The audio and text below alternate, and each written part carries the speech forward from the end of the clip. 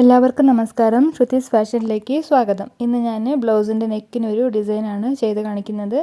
അതിനുവേണ്ടി 2 നമ്പറിൽ സെറ്റ് ചെയ്തിട്ട് ഒരു സാറ്റിൻ സ്റ്റിച്ച് നെക്കിൻ്റെ ആ കർവ് ഷേപ്പിൽ ഇട്ട് കൊടുക്കുന്നുണ്ട്. നെക്ക് വരച്ച് അതിൻ്റെ മുകളിൽ കൂടെ ഇട്ട് കൊടുക്കുന്നുണ്ട്. ഞാനിവിടെ യൂസ് ചെയ്യുന്നത് ഡാർക്ക് കളറിലുള്ള കോപ്പർ ജെറി ത്രെഡാണ്. അത് നിങ്ങൾക്ക് വീഡിയോയിൽ കുറച്ച് ലൈറ്റായിട്ട് കാണുന്നുണ്ട്, പക്ഷേ അത് ഡാർക്ക് കളറിലുള്ള കോപ്പർ ജെറി ത്രെഡാണ്. അത് കഴിഞ്ഞ് 1.5 ഇഞ്ച് ഗ്യാപ്പ് വിട്ടിട്ട് ഒരു ഫ്ലവർ ചെയ്യാൻ പോവുകയാണ് ഞാൻ. 4 പെറ്റൽസുള്ള ഒരു ഫ്ലവറാണ്. പെറ്റൽസ് എന്ന് പറഞ്ഞാൽ 4 ബട്ടൺ സ്റ്റിച്ച് ഇട്ടാൽ മതി, അതൊരു ഫ്ലവറിൻ്റെ ഷേപ്പ് ആയിക്കോളും. ഇങ്ങനെ അപ്പുറം രണ്ടായിട്ട് അങ്ങനെ 4 ബട്ടൺ സ്റ്റിച്ച് ഇടുന്നുണ്ട്. സാരി ബ്ലൂ കളർ ആയതുകൊണ്ട് ബ്ലൂ കളറിലുള്ള സിൽക്ക് ത്രെഡാണ് ഇപ്പോൾ ഉപയോഗിക്കുന്നത്.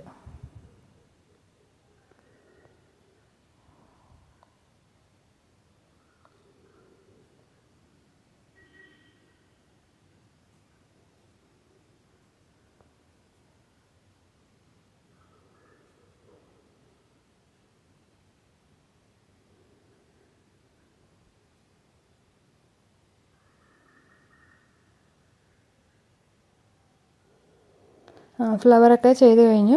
ഇനി ഞാൻ അതിനടുക്ക് കൂടെ ഒരു മാർക്കർ എടുത്തിട്ട് ഇതുപോലെ ഒരു ഷേപ്പ് വരച്ച് കൊടുക്കുന്നുണ്ട്. ബ്ലൗസിനൊക്കെ ചെയ്യുമ്പോൾ നമ്മൾ ഇങ്ങനെ മാർക്ക് ചെയ്തിട്ട് ചെയ്യുന്നതാണ് നല്ലത്. എല്ലാ ഷേപ്പുകളും ഒരുപോലെ വരാൻ വേണ്ടിയിട്ടാണ്. നമ്മൾ ടോപ്പിനൊക്കെ ചെയ്യുമ്പോൾ കുഴപ്പമില്ല, കുറച്ച് ചെറുതും വലുതായാലൊന്നും കുഴപ്പമില്ല. പക്ഷേ ബ്ലൗസിന് എല്ലാ ഡിസൈനും ഒരുപോലെ വരണം. ഇപ്പോൾ ഞാൻ ആ ഫ്ലവറിൻ്റെ ചുറ്റും 4 ലീഫ്, കുഞ്ഞു കുഞ്ഞു ലീഫുകൾ ഇട്ട് കൊടുക്കുന്നുണ്ട്. 4 ലീഫും പിന്നെ നടുക്കൊരു ചെറിയ ബട്ടൺ സ്റ്റിച്ചും ഇട്ട് കൊടുക്കുന്നുണ്ട്. കോപ്പർ ജെറി ത്രെഡിൽ തന്നെയാണ് ചെയ്യുന്നത്.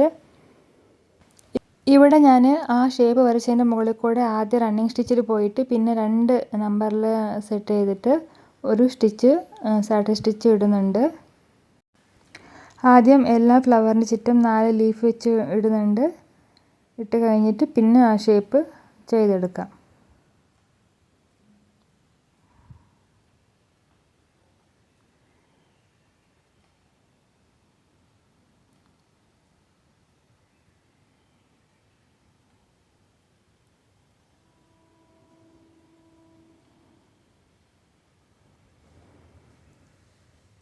ഇവിടെ ആദ്യം റണ്ണിങ് സ്റ്റിച്ചിന് മുകളിൽ പോകണം, പിന്നെ 2 നമ്പറിൽ സാറ്റിൻ സ്റ്റിച്ച് ഇടണം.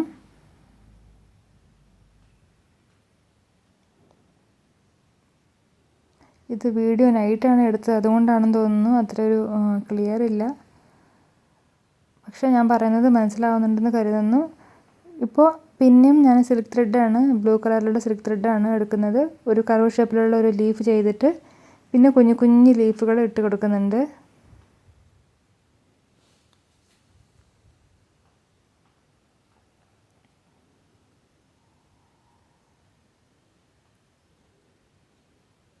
അത് കഴിഞ്ഞ് നടുക്കൊരു വലിയ ലീഫ് ഇട്ട് കൊടുക്കണം. ആ ഗ്യാപ്പ് ഉള്ള സ്ഥലത്ത് ഒരു വലിയ ലീഫ് ഇട്ട് കൊടുക്കണം.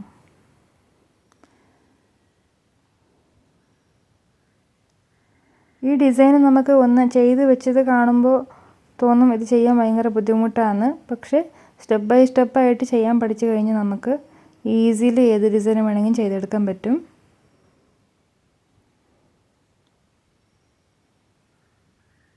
ചെറിയ ചെറിയ ലീഫുകൾ അവിടെ ഇട്ട് കൊടുക്കുന്നുണ്ട്.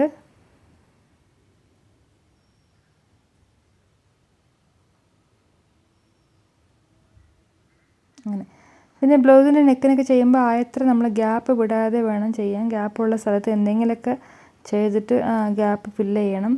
കൂടുതൽ ഗ്യാപ്പ് വന്നു കഴിഞ്ഞാൽ കാണാൻ ഭംഗിയുണ്ടാവില്ല.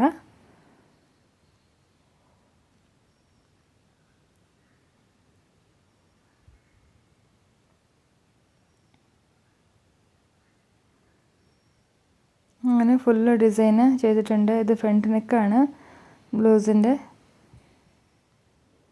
ബാക്ക് ഇങ്ങനെ വരും. ഇത് ബാക്ക് വശമാണ്.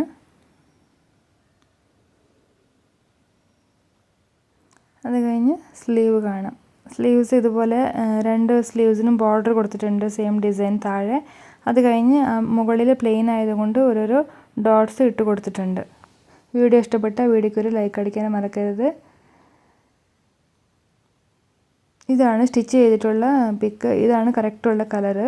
ഇത് ഇത്രയും ഡാർക്ക് കോപ്പർ ജെറി ത്രെഡ് ആയിരുന്നത്. Thank you.